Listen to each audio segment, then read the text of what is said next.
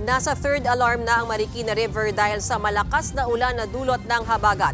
Ibig sabihin yan ay pwersahan na ang pagpapalikas ng gobyerno. At live mula sa Marikina, nasa frontline ng balitang yan si Mobile Journal Evan Tarinque. Evan, hanggang saan na ang tubig dyan sa Marikina?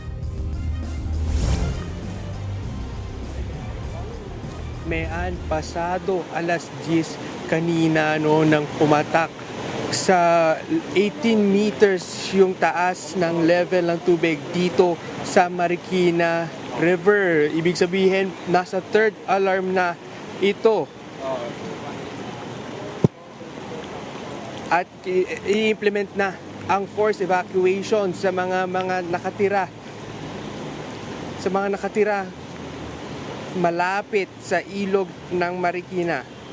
Sa huling report ng mga otoridad, umabot na sa 800 residente ang nakalikas sa mga evacuation center.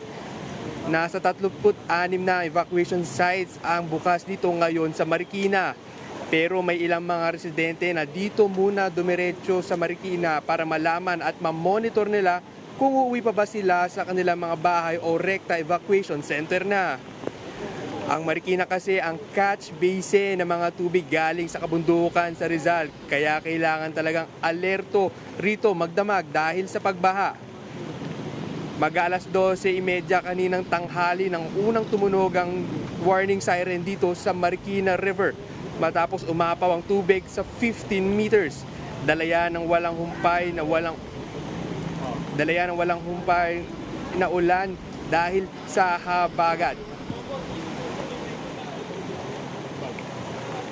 Mayan, sa mga oras na ito ay kung makikita nyo, tuloy-tuloy pa rin yung pagbagsak ng ulan dito sa Marikina at yung tubig umabot na banda dito sa may ating tinakatayuan na dati. At ang kulay niyan medyo kulay brown na dahil kung maalala nyo, ang Marikina ay catch basin dahil karamihan ng tubig na galing sa kabundukan ng Rizal dito bumabagsak, dito dumadaan. Ito yung daanan ng downstream na iyan. Kaya ganyan ang kulay ng putik ngayon dito. Mayan. Alright, maraming salamat sa iyo at ingat kayo dyan, Evan Tarinque. Mga kapatid, Mayan Los Baños po, huwag magpahuli sa mga balita at impormasyong dapat ninyong malaman. Para sa mas malawak na balitaan at diskusyon, mag-follow at mag-subscribe na sa social media pages ng News 5.